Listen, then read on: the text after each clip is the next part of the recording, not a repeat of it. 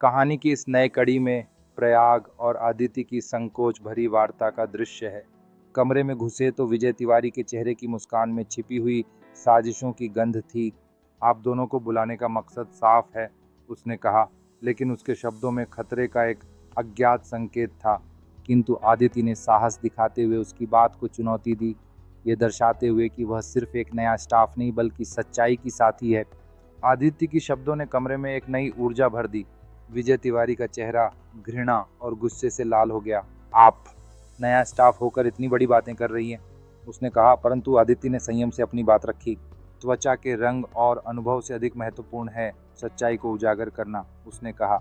यह उस क्षण का जादू था जब प्रयाग ने अपने साथी को अपराध बोध से मुक्त होते देखा।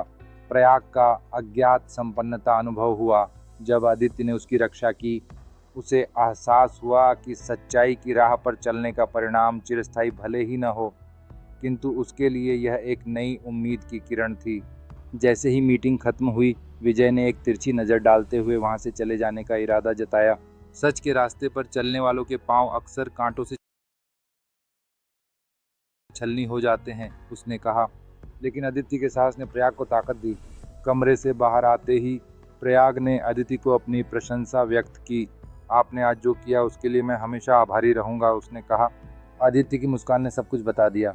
मदद नहीं की मैंने, बस साथ दिया। शायद आगे भी दूं। यह एक ऐसा पल था जो शायद उसकी जिंदगी के नए अध्याय का आरंभ था।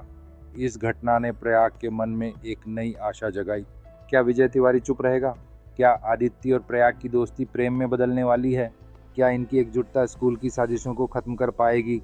हर सवाल के उत्तर में एक रोचकता है जो आगे की कहानी में जानने के लिए हमें उत्सुक रखती है।